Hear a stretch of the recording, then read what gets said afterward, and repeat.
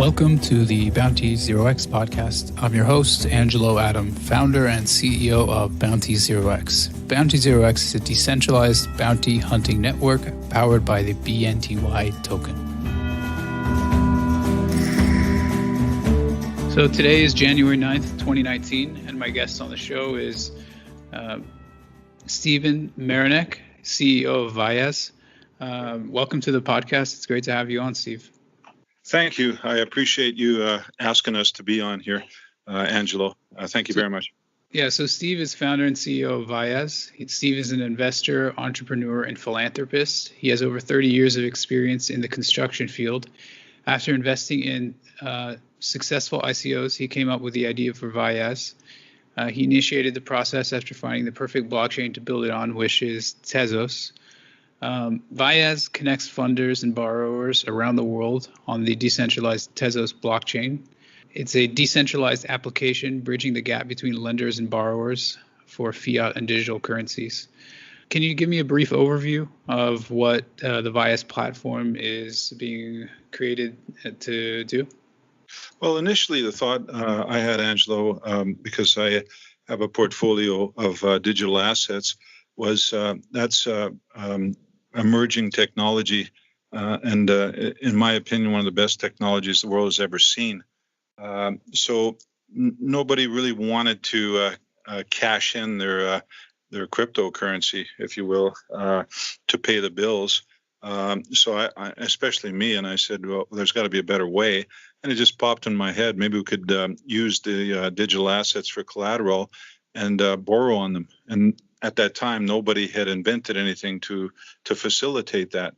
So that was the actual birth of the Vyas concept, and it went on from there because we thought, with the state of affairs in the world vis-a-vis the printing of fiat currency by the central bankers, et cetera, that we were all on shaky ground. Something was emerging to perhaps blend the current banking system with something that would make it a lot better and would be, in the end of the day, superior to what we have now. I've got a bit of a social conscience. It also, in my mind, was the fact that, and I've heard different numbers, but it seems about 3 billion people are unbanked in this world. And I would ask people, can you imagine what the world would be like for you if you had no banking, no bank account? And nobody can really imagine that. And yet there's 3 billion people that have been frozen out of the economic system that we take for granted. So there's a better way, and Vyas is the better way. Tell me about your experience in the cryptocurrency space. How did you initially enter the space and get started in it, and tell me some of your thoughts on the space overall. Yeah, I got into it early, probably about 2013 with the initial purchase of some Bitcoin, and I found it fascinating. I didn't invest in the greed thing. That's wrong. That's what a lot of people do, and they're looking for 10x, 100x, 1000x, whatever. I invested in the technology, and Vitalik Buterin said it best and on several occasions. And as you know, he's the founder of Ethereum, at least one of them. And he counseled anybody who would listen, if you don't understand digital assets, and if you're not prepared to work at understanding them, then please, for goodness sakes, don't invest in this. And he was speaking about Ethereum when Ethereum was just coming into being.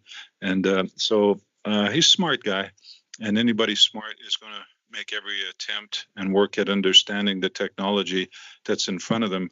You're not going to invest in something that is just, smoke and mirrors. So we started looking deeper and deeper into the technology and understanding it more and more, and just found it absolutely fascinating. Up until the point we proved concept, we moved a little bit of loot around the world in about 30 seconds, not asking anybody for permission, etc. That, looking back on it, that's probably what the fellow who's CEO of Ripple did, and realized what this new technology, among other things, could do. he of course started Ripple, and I believe they're second or third on the market cap in the digital asset community right now. So real good technology. It will change the world. It's not going to happen overnight, but recently, for instance, I met with a bank in Liechtenstein because we're negotiating with a number of those banks, fiat banks. They're actually fintech companies with banking licenses. That's what they like to call themselves. And when I sat down with the fellow at the bank in Liechtenstein, first words out of my mouth were, do you understand that the market cap of the digital currencies don't reflect what's going on in the R&D section of it? And he said, no, of course not. And we both realized and we both knew there's billions of dollars being invested in the digital asset space right now. And there's always an elastic band effect. If you stretch out a weight on the end of elastic band and let it go, it's going to catch up with where it's attached to and go way beyond. And that's about to happen with the digital asset space. There's a lot of really sweet projects in the works right now. Vias being one of them, and the serious players are building utility into what they're making, what they're creating. Vias has done that. We wanted nothing to do with a security token. So you actually have to use the Vias token on the platform in order to be able to access the platform and its tremendous power. So most of the people in this space are younger folks, and they're interested in cryptocurrencies. And tell me a little bit about your background and your professional career before starting this. Yeah, the main thrust of what I've done has been in real estate, rehabbing real estate and real estate development. What I picked up early on is the principles of business, because I'm a builder, but I'm much more than I'm first and foremost a businessman. And you realize from a business perspective, as I did early on in the crypto space, not a lot of business people in the crypto space. You can really tell who is adept at business in the digital asset space because they actually know what they're doing. I met a lot of brilliant people in the crypto space, but they're not business people. And early on, I said, in order to develop this space, doesn't necessarily need the programmers, although they're essential to it, but you need someone to sort of steer the whole works. So I was, being a businessman, it was a bit of a no-brainer. You kind of look at different products. For instance, developing a 50-story beautiful condo in downtown Dubai, not much different really when it's all said and done when compared to what we've just done with Vias. You have to be able to pick a team, get everybody going in the same direction all at the same time. You can't really have anything to do with people with big egos. And,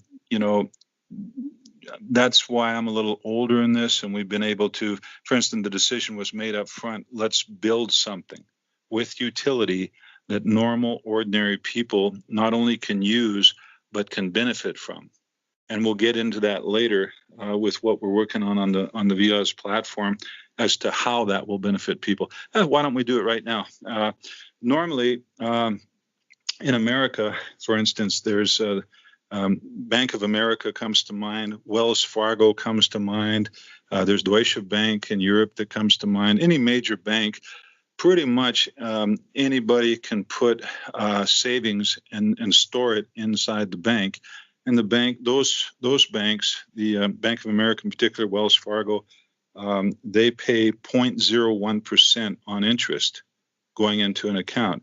If you get a term deposit and agree to leave your loot in their bank for a year, for instance, I think it's 0.75%. And the bank gathers up everybody's loot, and then it lends everybody back their own loot. But it lends them back their loot, for instance, for a mortgage, let's say on average, it's 6%. So, that to me is very unfair because you got a huge amount. Naturally, the bank does certain things for all those people who they take their savings from. They securely store, or at least that's what everybody thinks, their wealth. They adjudicate the people coming to them for money, to borrow money from them, to make loans from them. So they have credit ratings and on and on and on. It's all very,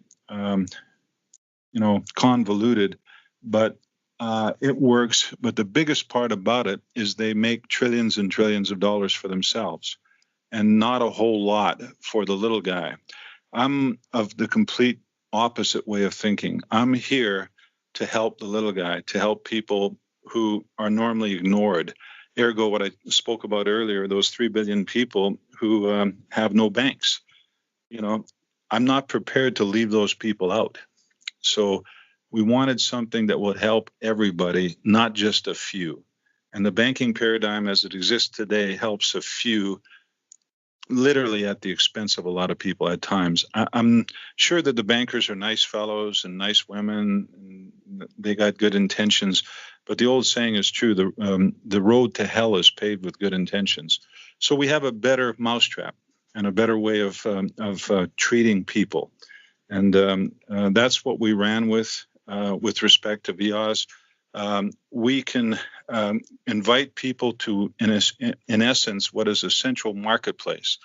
They come to the marketplace and work out deals with themselves. So the aforementioned 50-story condo project in downtown Dubai, somebody needs maybe 10, 15 million a floor for that building. So they can put all of their credentials on to the now decentralized platform, put what they want to build, put all the pro forma, all the things having to do with cash flow and what the profits are going to be, what the appreciation on the assets going to be over time, and how much is construction cost going to cost. And everybody can look at that. And the developer in that case, the real estate developer, and that's my background, and that's why I know about this stuff. The developer can say, all right, normally I'd have to do this, and I'd have to get 3 or 4 different banks all together. I'll just go to the world. And I may seem like I'm diverging for a moment, but let's picture a guy who works in the diamond mines in South Africa, and he works really hard, 12-hour day. Now, how it used to be and how it still is, he'd get his salary after the week, and then he'd have the indignity of standing in the hot sun outside of Western Union with all the other people so he could wire what he made or a portion of it at a cost of about 17% in some cases to his family 2 countries over so they could go and buy groceries and eat and then go back to work in the diamond mines. So what we envision at VIAS is a guy has a smartphone, because as you know, Siren Labs is working on a device called the Finny, which allows you to store your wealth offline in that device. It's a really neat device, and they're working with, from what I understand, the second largest cell phone developer and builder in the world, and they're out of Brazil, and they actually are on target, from what I understand.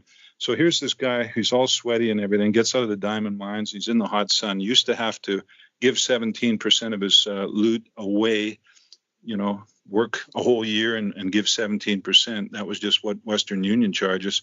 They're the remittance company that Ripple, for instance, is going head to head with. And the guy can look on his cell phone and he finds, oh, here's a really neat deal in Dubai. And this guy is offering 7%.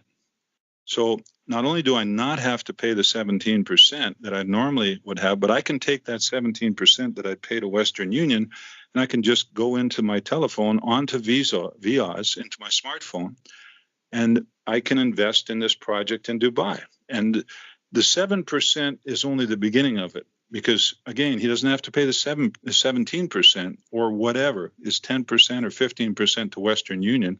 But now he can actually move immediately into a position where he can start saving some wealth and get a leg up, because those people are really poor. 3 billion people in the world don't have a bank.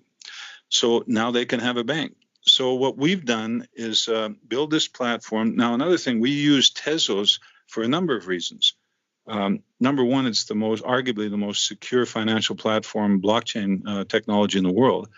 Number two, they have a thing called proof of stake, which is very different from proof of work. With all those computers, they're using up energy and everything, and they pay a dividend on if you use their proof of stake platform. That dividend is currently running in excess of 10%. In other words, you put your Tezos up and stake it, and you bake it, you get 10% plus more tokens at the end of a baking cycle. So now you add that, because VIAS is going to become the biggest baker in the world. And you heard that first here.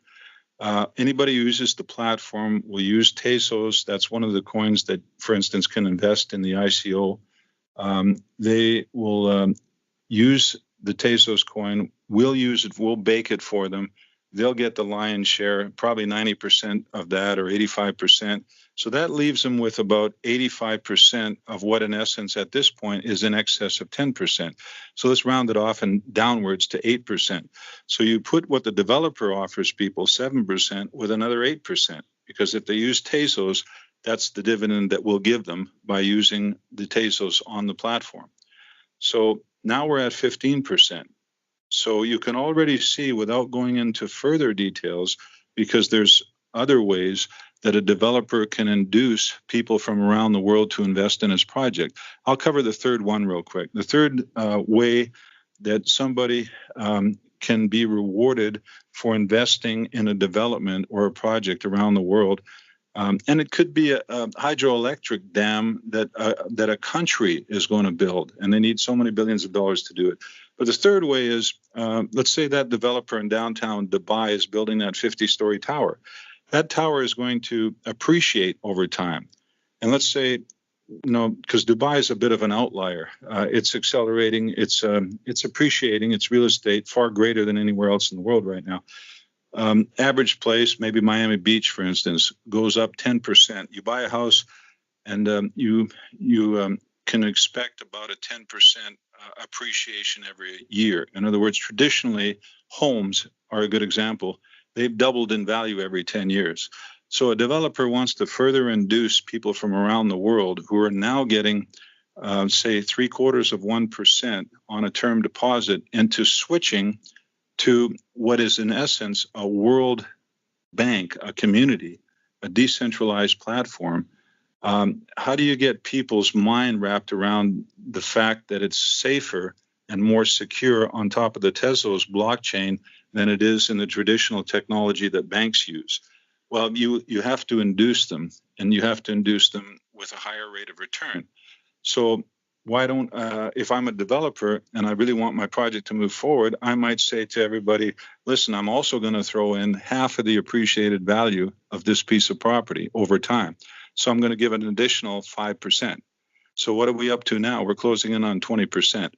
This is to give the little guy a helping hand, because the way cryptocurrency works, the way digital assets work, you can move money around the world for, in essence, what is nothing.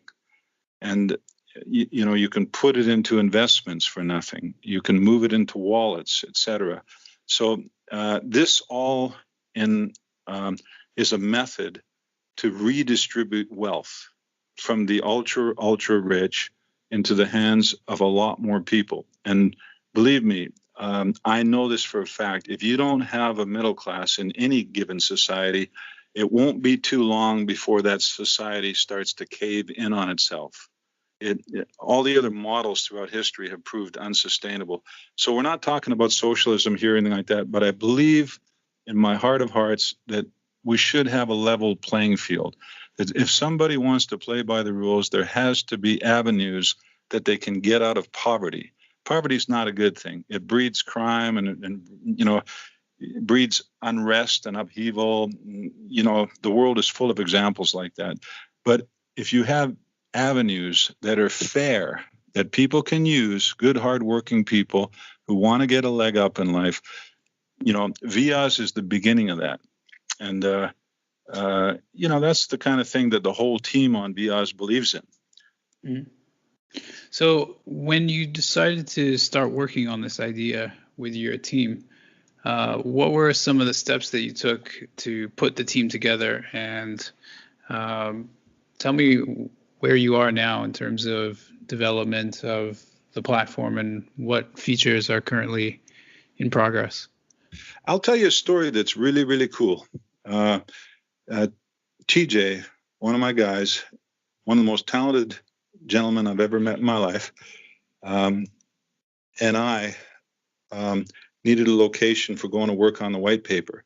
So we picked um, Miami Beach. Uh, we were going down to Miami Beach, and we stopped in to visit a couple of friends of ours who were doing some insurance adjusting in Florida, just outside of Atlanta, in a rather poor community. So there was last night we were there because we stayed a few days and visited with these guys, and I said, "Come on, guys, I'll take you out to Applebee's." So we went out to Applebee's the last night we were there, and this lovely young lady comes up. She's 19 years old, as innocent as the driven snow, and she's all bubbly. And she says, "Hi, I'm so and so. I'm going to be your waitress tonight."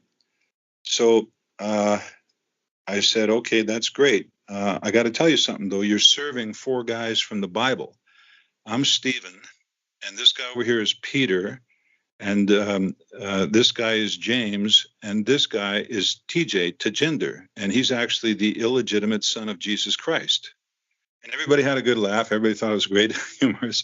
At the end of the whole thing, we were getting the bill. I said, "Can you bring me the bill to this lovely waitress?" And she is bringing the bill around. And I said, "Man, hang on a second. I could use one more cold beer. Can you bring me one more? I'm sorry." And she said, "Yeah, that's no problem." She crumpled up that bill, and she comes back to the table, and she's looking at this chit, the bill, and she's nonplussed, and she goes, "I can't believe this. I've never seen this before in my life." Even though she wasn't that old. But I said, What's wrong? And she goes, "Nothing's wrong. But this bill is $111.11. Now, numbers mean something to me. Nobody else can, very few other people understand how powerful that is. So there's these five ones. And I said, "Man, I got a wonderful opportunity here because I got to leave you a tip. And I can't break the cycle. If you know how powerful these ones are all lined up, one after the other, that's amazing." And she looked at me and tears started well up in her eyes. And I said, "You guessed it. You won a little bit of a lottery." So I added a one to it and I left her $1,000 tip. And everybody at the table was kind of like stunned. And I looked at TJ, who was coming down to Florida with me. And I said, "TJ, this means something. You watch what's going to happen in the next few days."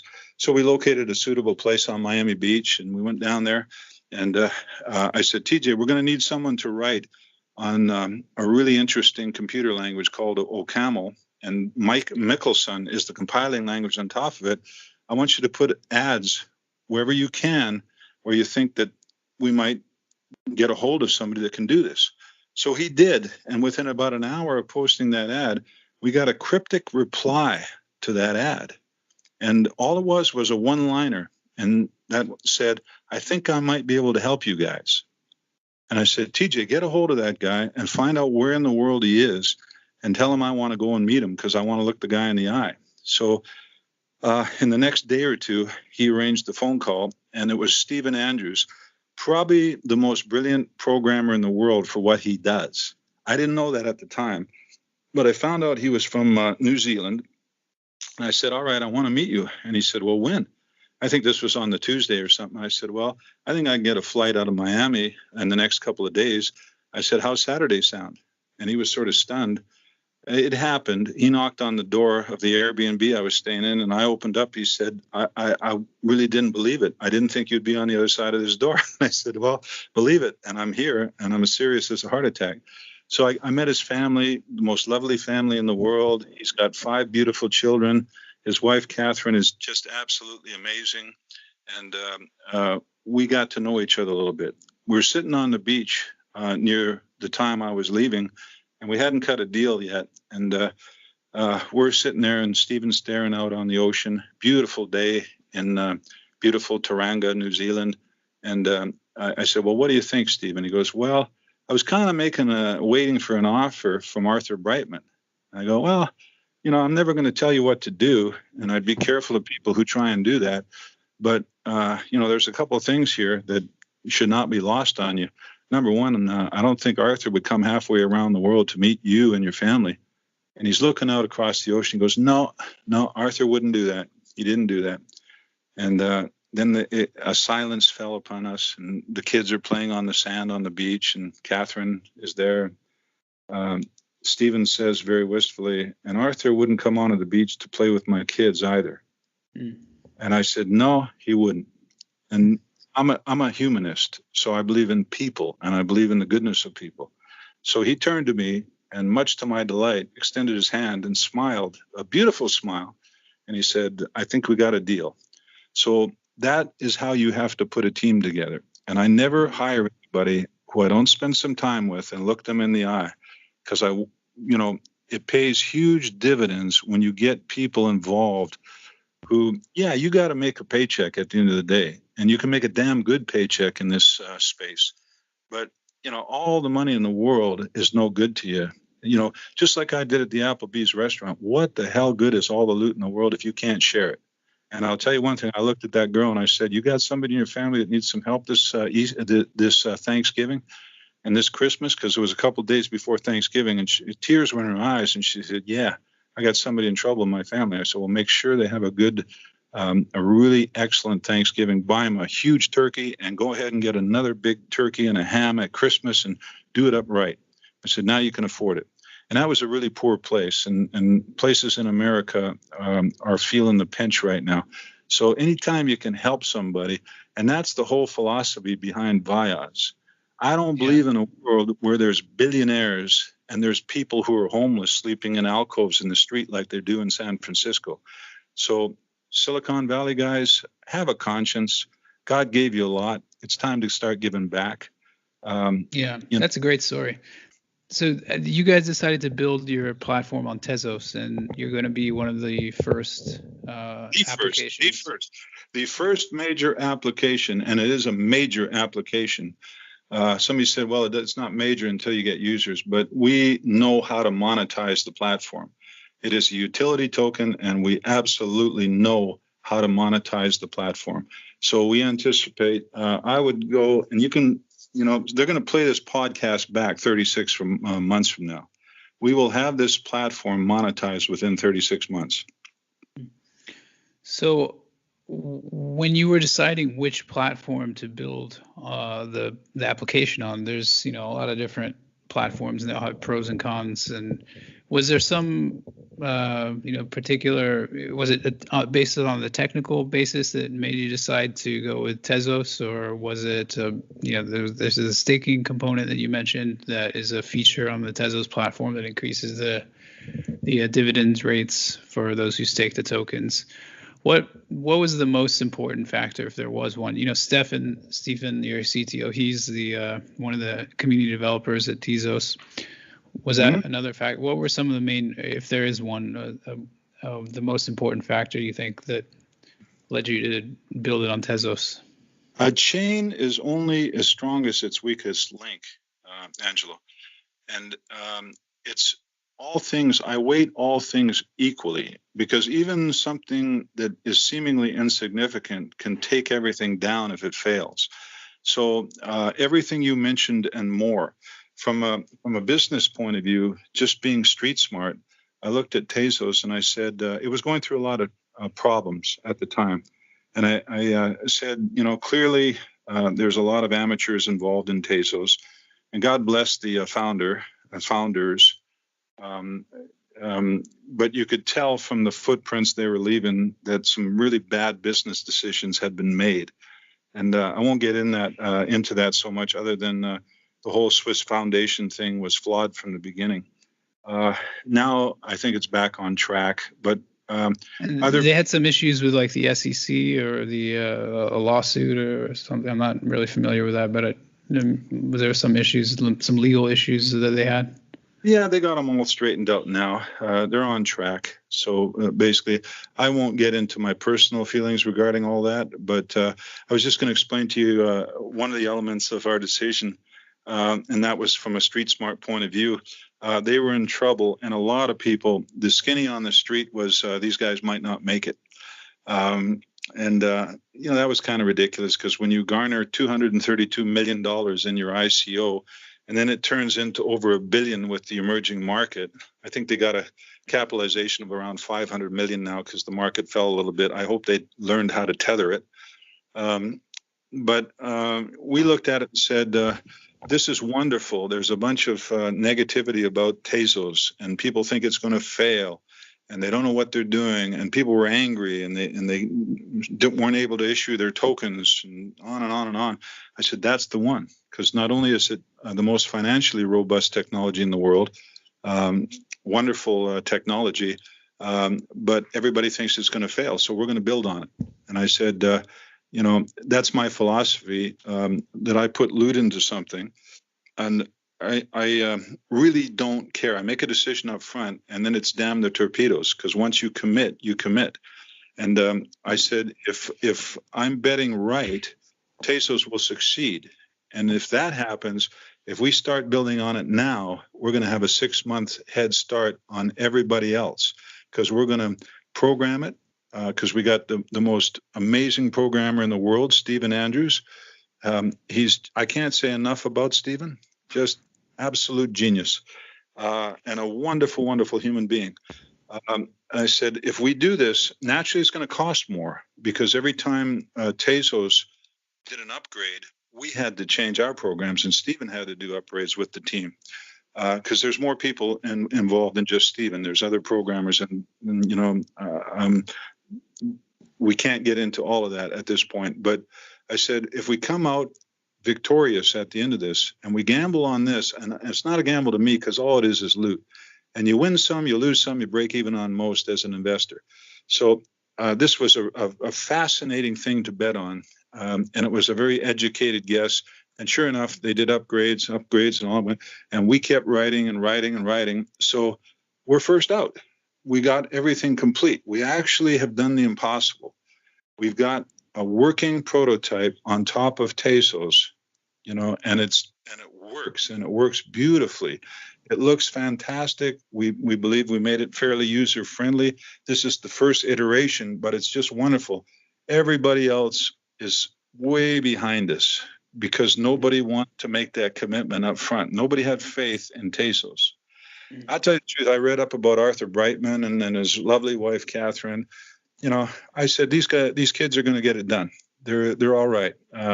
There's problems there, but they're going to get it done. And I guess I was right, because now we got it, and we're going to show it to the world in South Korea. We're going to demonstrate it to the world. The mayor of Seoul, Korea, is coming out. They got all the dignitaries coming out. Arthur's going to be there. I've never met him. I look forward to meeting him. Some of the best programmers in the world. There's going to be well over 100 people in Seoul on the 26th of January. So we're all going over there. We're going to have a good time. We're going to do our thing and show everybody what we got, what we had the faith in Tezos to do. We have accomplished that. And why are we going there? Because we had the temerity to bet on Tezos, and we came up, we won. And now we're the first with a working protocol, and it's huge. It really is huge. And now we get to show it to the world. Nobody else had the guts to do that. We had the guts to do that. So to the victor go the spoils. They invited us to be keynote speakers. As far as I know, we're the only people. Stephen is so good that he's worked on Tezbox. So Tezos wants him to speak as a keynote speaker. And then a little later, he's going to speak with me about Vios. So as far as I know, we're the only two people who got 2 slots in there. Everybody else has 1. I guess they got half what we got. So the big unveiling is January 26th. And when did you guys start programming and start working on the implementation of the application? December 16th. It was 9 days before Christmas, and Stephen and I were sitting out in a beautiful outdoor cafe. Temperature was about 80 degrees out there in Taranga. It was on the main street in that beautiful city, one of the most beautiful little communities I've been to in the world. And I said, Stephen, we'll start January 1st. Mm-hmm. And Stephen, it wasn't lost on me. but I was just talking ahead of myself and I wasn't thinking. And he was sitting at the table, and then I caught a flash of something in his eyes. He said, "Okay." And I said, "My goodness, am I crazy? Am I stupid?" I said, "It's 9 days before Christmas. You got 5 children." I said, "I'll tell you what, we're going to start right now." And I got on the phone to one of my seconds, Keith, another wonderful human being and an amazingly talented guy, a genius in my opinion. See, I'm the dumbest guy in the room. All the guys are way better than I am. And that's the way you have to do it. So I said, got Keith on the phone. He's out of California. And I said, "Keith, we're going to get going right now." And I said, "Stephen, you're not going to start till January 1st because you got to get through Christmas and New Year's and everything like that. Start the first week in January, but I'm going to pay you right now." I said, "Keith, Stephen's going to give you his a wallet and his key or whatever it is, and you send him X amount, and we'll get going on this thing." So we spent another 5 minutes, and we were finishing up, and we get up to go, and I said, "Okay, Stephen, this is great." I said, "It's tremendous. We're going to make history with this thing. Let's get together tonight at a microbrewery. We'll have a nice couple of brewskis, and it's all great." And he kind of looked at me and said, "Well," because I said to him, "It's Christmas. You got to buy your kids, and if you don't have enough money at Christmas, I feel for everybody in that situation." So we did this thing, and he says to me, he turns to me, he says, "You think that's going to get to me in the next few days?" I said, "Next few days? Hell, we're dealing with digital assets here." I said, "It should be in any minute. Why don't you text me when you get it?" So we shook hands, and he walked down the road, and about 90 seconds later, he texts me and says, "Thanks, man. I got it." So that's what you can do with this technology from around the world in a couple of minutes. Can you imagine? Let me tell you this, Angelo. If you had a system set up like we're going to have, and like Ripple has, and with the blockchain technology and this new technology, and someone came to you, and that's all we had. All we had with the digital assets, everything, all the infrastructure set up. We developed that first, and then someone came to you and said, "I got a great idea. We're going to call it a bank. And everybody can put their money in the bank from all over the place, and we'll give them like less than 1% interest. And when we collect all their money, we'll lend it back out to them for like 7 or 8%. And when they come into us, we'll charge them onerous fees. And if they want to move their money around the world, we'll charge them like $40 or $50 or $75, and they're going to have to wait like 2 weeks, and it'll get lost and everything. And sometimes it won't work. Sometimes it will work. We'll treat them like yesterday's garbage when they come in because they all got to, bow down to us because we'll get them all in debt. And then they have to worship the ground we walk on. Have you ever been in a branch of a bank? Doesn't it sound like a funeral? You walk in there and everybody's looking down at the ground and they're all quiet and they're really careful of what they say to these bankers and everything. I've never been in debt in my life, Angelo, ever. Never borrowed a dime from anybody. So I've never known that way of life. But I know the way out of that way of life for a lot of people. And given half the chance and the way out, I think there's a lot of people who are really good in their hearts and they'll take that way out. And I think we're on our way with a platform like Vios. It's going to do everything a bank and insurance company and everything can do and a whole lot more. We'll have the remittance and transmittance involved with that. We got great plans for Vios, and we have the will to do it. I think in 5 years, we'll come back, and I don't think too many people will believe what we've accomplished in 5 years. Look at what we got now. A year and a half ago, everybody's putting out these ICOs, and what did they have? Nothing. I took a half a glance at them, and I said, "Are they crazy? They're just flim-flamming people because where are they going to get the labor? Where are they going to get the coders for this? None of these ideas are going to work. Over 95% of these things are going to fail." I could see that at a glance. And I said, that's because there's no business people in this space right now. It needs a blending of business people, of programmers, of financial people. And we got them all at Vios. That was what I had in mind in my vision over the next 10 or 15 years. And I planted those seeds now. We got people from all the different sectors. And we got, in my opinion, our team, as some people, interesting enough, have said the team's weak, And I said, well, tell me how it's weak. We've accomplished more than anyone else has accomplished in the time that we've been at it. So how does that make the team weak? Well, I guess we don't have all those fancy letters behind us and everything, but I know Stephen Andrews wrote his first app when he was 5 years old. And I know what I've done in this life. Not too many people can hold a candle in the wind to my accomplishments. I just don't want to brag about them. I don't want the whole world to know about them. I'm kind of a private guy. So you talked me into this podcast, and good on you. Not many other people are going to be able to do that. Yeah, well, it's a great pleasure to have you on and to hear about a little bit of the backstory that's not available just on the website for people to hear about the history of the project and some of the people working on it. And I think that's always adds a lot of value to know. Sure. So maybe we can change topics. We talked about the upcoming announcement and the how the project was started and some of your background. So tell me a little bit about the market validation that you've done on a decentralized lending platform. So there's some other companies in the cryptocurrency space that are lending out crypto. There's like a handful that I know of that are centralized lenders that lend out cryptocurrency, US dollars or crypto with ETH as collateral or some other cryptocurrency as collateral, which is similar to what you guys are working on, but you guys have a platform that's a more peer-to-peer architecture, which is I gotta correct you in there because for instance, remember I told you that we had we've got a marketing plan. We know how to do this. For instance, one of the ways you have individuals in this world who are licensed, who have the pedigrees, and the government oversees them, and they handle other people's loot. Usually, other people who have quite a bit of loot, and they're the custodians.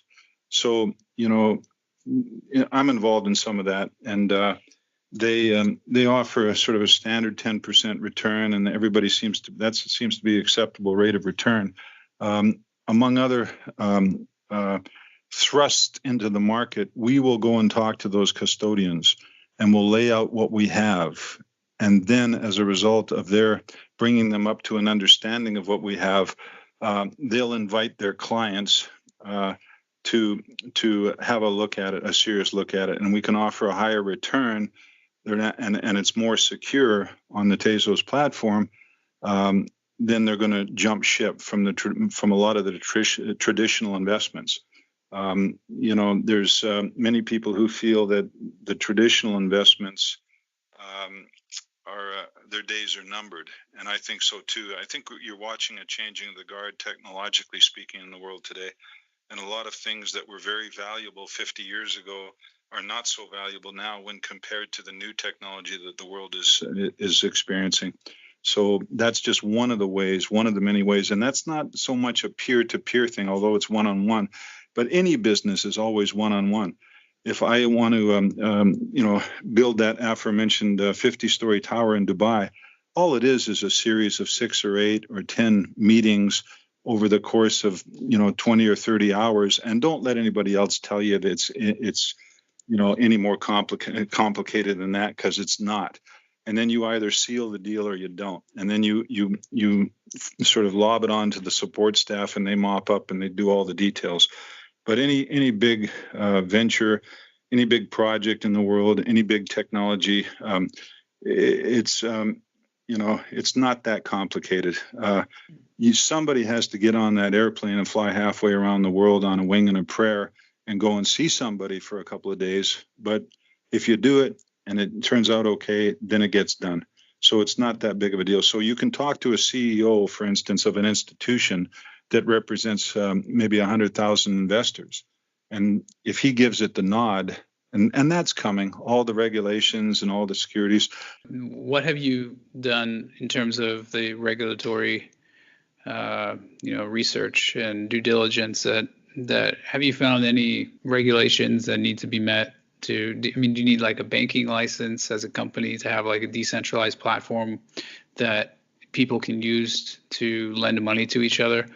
And what have you seen from certain countries? Like, because every country has a equivalent, investor protection.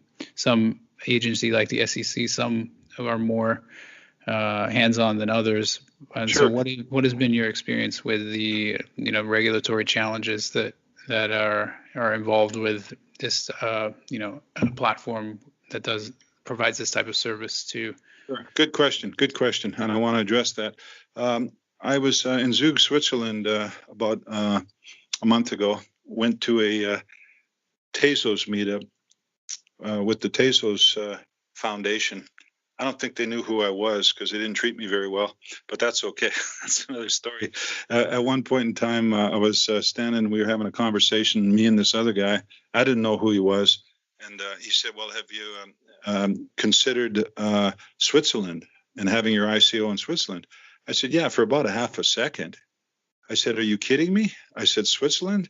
There are a bunch of idiots here. And they got in bed with the United States, and now they have to answer to the United States. And it takes, 500 years to make a reputation, to create a good reputation. And they destroyed theirs in about 2 minutes when they turned off over all those files of people who had the bank accounts with them. I said, why would I want to have anything to do with people like that? The Swiss are a bunch of liars, and they do everything for money. That's it. And I didn't realize it, but then he gave me his card in the end, and he was a Swiss regulator. And he asked me similar questions. I said, listen, you don't have to ask permission. It's a big world out there, and you go to where people think like you do, not where you have to conform and jump out of your skin and become something you're not comfortable with. I would advise everybody, be true to yourselves. We're domiciled in the Cayman Islands, and for instance, we had to conform to certain KYC, AML, and anti-terrorism AT screening, and I invited that because I don't think those people are too cool who get involved in crime and everything like that. So everybody has to be checked. And our protocol for doing that, as far as I know, is one of the more robust protocols in the world. And that's why we domiciled in the Cayman Islands. They're pretty good at this. Binance is domiciled in the Cayman Islands. And from what I understand, somewhere nearing about 100 other ICOs took place there. And not surprisingly, from what I understand, most of those ICOs are the most successful ICOs in the world, and they actually have something that works. Binance is evidence of that. So regulations and all that we're a marketplace where everybody can meet. We're not going to get involved in the deals. Everybody's free to make their own deals. If you, for instance, walk down the street and you meet somebody and he says, hey, I'm pretty hard done by, can you give me $5? Do you have to be regulated to tell him no? I can see that you're homeless and everything like that, but I'll tell you what, here's $2. You've just negotiated. And as far as I know, all around the world, people do that 1 billion times a day and more. And that's what this is about. People coming on there saying, I've got this idea for that 50-story tower. I need help with it. You guys are getting screwed over now, all the people with the deposits, because the bank's giving you 0.1% on your savings. They don't even give some of you a bank account. We all know, even in the United States, the banks aren't profitable in the inner cities. They're closing down those branches. Everybody knows that. Not only that, they're closing down the schools. That should tell you a lot about who's running things. So any regulations we need, we're complying with them, absolutely, and then some. But some of these guys are just in it for the money. And I'll give you an example.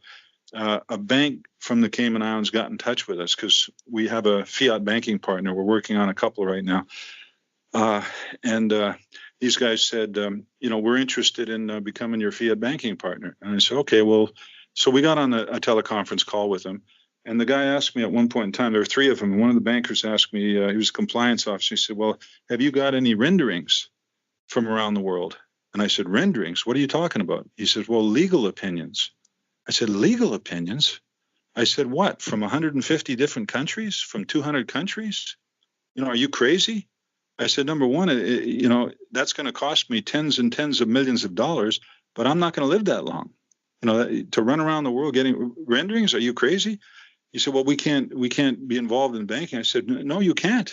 If you want legal renderings, and they're just renderings. They're just opinions. Lawyers will charge you buku dollars for an opinion. And that's just to open the door, go down that slippery slope. So then you can go to court and you can, go about the process and spend many, many, many, many, many millions of dollars trying to prove what you knew to be right in the first place. So the answer to that is, if you're going to run across that, and we have, and there are problems with the SEC, we're utility token, but I don't have years and $10 million to prove it. I mean, that's not the way you do business. So what you do instead, you go to the front of the line and say, sorry, guys, you can't be a part of this. And it's not a surprise, for instance, where we're going and we got invited to. And I look forward to meeting the esteemed mayor of Seoul, Korea, and other dignitaries, because I want to talk to them. And they've invited us. Is it any surprise that they're at they're at the tip of the spear? They're the leading people in the world as far as that technology is concerned. You know that South Korea per capita has the highest participation in digital asset space of anybody in the world. Somebody estimated that America is now about 5 years behind them when it comes to digital assets. And that's because they're just trying to figure out, how do we get richer off this? How do we make our people and the people we represent, the rich white folks, even richer? And that doesn't work for me. So we won't go, and unfortunately in the beginning of this, later on, they'll join. But in the beginning, we got to go with the people who embrace us. The Cayman Islands have been wonderful. Other people on the team, because they're part of the team. We got one of the best law firms in the world down there working with us. And so I hope that addresses your question. We definitely are going way beyond the standard in the world right now. We're going way beyond banking. I don't know. There's a higher standard, for instance, offshore than there is onshore for things like KYC and AML and AT and knowing your customer, who that person is. Just wonderful people to work with. Wonderful. And it seems like in other jurisdictions where the bureaucracy reigns supreme, everybody gets paid, and they don't get paid anything. But they do get paid a lot of money for getting in your way and telling you what you cannot do. We're not thinking that way, Angelo. We always thinking, how can we do this? And if we run across a bureaucracy that is specifically designed to stop us from making this world a better place, from doing some good, from making it more equal for everybody, to at least gain access. That's all we want. We don't want a preferential treatment. We're not socialist. We're capitalist through and through, but make it a level playing field. So if you get a good education, if you work hard, if you play by the rules, but don't make these rules which actually inhibit you from going farther in life and get in your way. Don't make rules to reinforce the status quo. And it seems like there are certain governments around the world that do that. And actually, you got to be street smart. I went to see the Prime Minister of Malta not too long ago, and I got shunted around and I got lied to and everything. And you go, you guys want to really? You're advertising in the world press that you want to be the crypto capital of the world. Good luck with that. Let's see your actions. They speak a lot louder than your words. So if anybody's listening to this podcast, probably not a good idea to go to Malta. How come? Well, they lied to me, and they said they were tabling laws and everything like that, but it was all very self-serving. And I won't get into the details, but pretty much a system whereby if you want to get anything done, you got to pay people in positions of power. And God bless Chow Jinping. I guess he got to the right people. I don't know if he's setting up in Malta still. He promised them some employment. But was they doing like a crypto bank in Malta? Is that Binance? I saw that bank and who now announced that they're going to get involved in it, and they lied to me at the time. And they strung me along in a bunch of emails, and I just said, no, I'll never go back. You got one chance to make a first impression, and we certainly don't have to go around the world begging to do business with people. We're bringing the employment, we're bringing the business, and there has to be a mutual respect for anything that works. It's like you and I talking to each other. There has to be a mutual respect, and I got to commend you. There has been, and it's tremendous doing this interview with you, Angelo. Yeah, I also want to be respectful of your time. We've been talking for an hour, and we appreciate the time you've given us today to talk about Vias, and we'd love to have you on again because we didn't really get into too much detail about the features and the details of the platform. But maybe after you guys have your January 26th launch of the platform, we can have another podcast where, we can talk about how that went and talk about the platform after it has launched and some of the features and dig into some of the technical details. Maybe we can have Steven on to talk about, some of the upcoming features and other components of, the details of how the platform is going to work and what the user experience will be like for users when they sign up and what they can do on the platform. Well, let's make it happen. And that's a very gracious entreaty that you just made. Like I said, I can't stress enough to you, Angelo, the team we got is just amazing. The guys that I've had the absolute privilege of working with, Newman, you're one of them, TJ, you're another one. I just wake up some mornings and just shake my head. And I said, man, I must have done something really good in the previous life to be given this kind of life. Yeah. And it is about the people you hang around with. So it's been the coolest, most amazing thing that we've done. And these guys can tell you more than I, because you never know. They might say what in front of me something different than they say to you. But everybody definitely, from what I can pick up, they all want to keep doing this. And they're really excited about it and really engaged in it. And it's a wonderful, wonderful project to be working on. And we can end up doing a lot of good if we succeed on this project.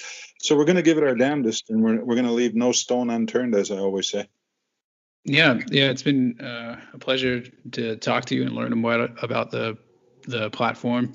We've had a lot of guests on the show talk about their new technology and their new, application. So it's always good to hear about the product. And my guest on the show today has been Steve. Steve is the CEO of Vias. Steve Marinek, CEO of Vias. It's a pleasure having you on. We look forward to hearing from you soon. Thank you, Angelo, and the best to you and your family in this new year. God bless you, sir. Thanks. Bye. All right, peace out. Thanks for listening to another episode of the Bounty Zero X podcast. Please remember to subscribe to our podcast below. Check out bountyzerox.io, the #1 bounty hunting platform where you can complete work and earn cryptocurrency. Please consult your professional financial investment and tax advisors before making any investment in initial coin offerings. Bounty Zero X does not provide investment or financial advice and does not endorse or recommend investment in any ICOs advertised on the Bounty Zero X podcast or website.